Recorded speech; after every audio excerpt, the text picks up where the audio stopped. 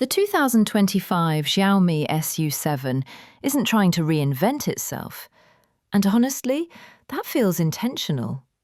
The sedan keeps its familiar proportions and that clean, closed-off front fascia, the one that's already become instantly recognizable as Xiaomi's automotive signature.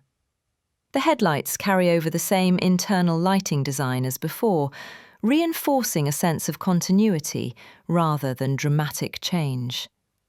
But look a little closer.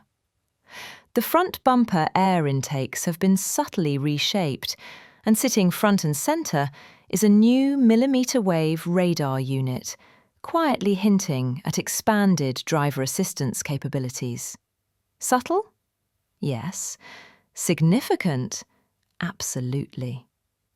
And finally, a touch of freshness. Capri blue joins the colour lineup, adding personality without changing the SU7's overall character.